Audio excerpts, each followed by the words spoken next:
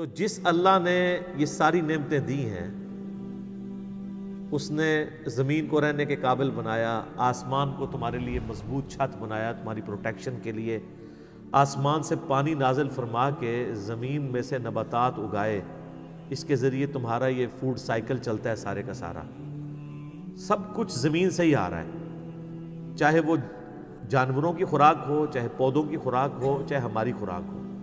زمین مر جائے تو ساری مخلوقات مر جائے۔ تو اللہ تعالیٰ فرماتا ہے جس نے یہ سب کچھ کیا ہے فَلَا تَجْعَلُوا لِلَّهِ أَنْدَادًا وَأَنْتُمْ تَعْلَمُونَ، پھر اللہ کے ساتھ کوئی مد مقابل نہ ٹھہراؤ اور تم جانتے تو ہو، تم جانتے تو ہو کہ یہ کوالٹیز کسی اور کی ہے ہی نہیں ہے۔ یہ توحید تو تمہارے اندر موجود ہے کہ اللہ کے مد مقابل کوئی نہیں ٹھہرایا جا سکتا۔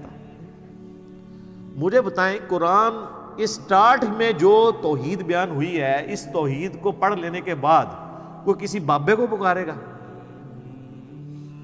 کسی مرے ہوئے شخص کو پکارے گا، کسی زندہ شخص سے وہ چیزیں ڈیمانڈ کرے گا جس کا وہ اہل ہی نہیں ہے؟ امپاسبل۔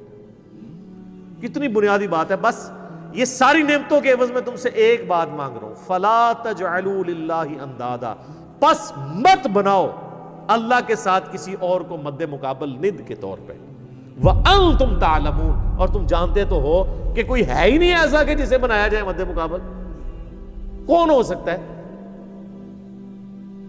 یہی ند کا لفظ ہے جو حدیث کے اندر آیا ہے، جو الادب المفرد میں صحیح سند کے ساتھ ہے، اور مسند امام احمد میں بھی ہے۔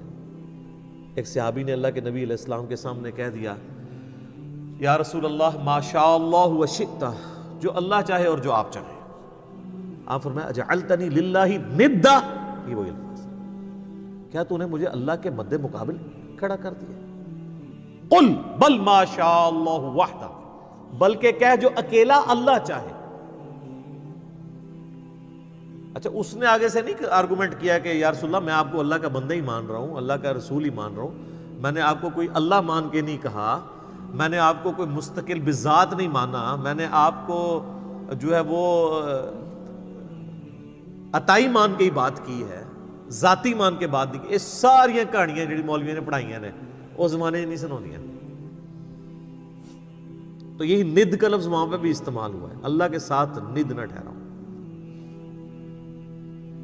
وَإِن كُنتُمْ فِي رَيْبٍ مِّمَّا نَزَّلْنَا عَلَىٰ عَبْدِنَا، اور اگر تمہیں یہ شک ہو، کوئی شک ہو اس چیز کے بارے میں جو ہم نے اپنے بندے پر نازل کی ہے، یعنی قرآن، یہ قرآن جو اللہ کی کتاب ہے، جو نبی علیہ السلام کا واحد معجزہ ہے، جس کی بنیاد پہ دعوی نبوت ہے، اس کے بارے میں اگر تمہیں کوئی شک ہو کہ یہ کتاب انہوں نے خود گھڑ لی ہے یا یہ کتاب اللہ کی طرف سے نہیں ہے، کوئی انسانی کوشش ہے، فَأْتُوا بِسُورَةٍ مِّن مِّثْلِهِ، تو تم بھی کوئی اس سے ملتی جلتی ایک صورت ہی بنا کے لے آؤ۔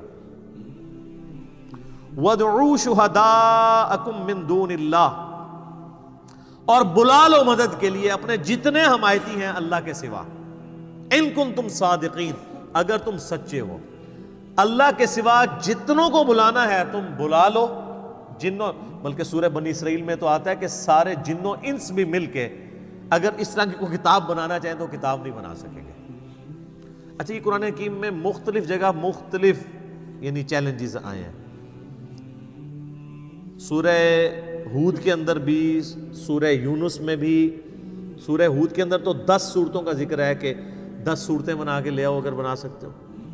سورہ یونس میں ہے کہ ایک صورت اس سے ملتی جلتی کو بنا کے لے آؤ۔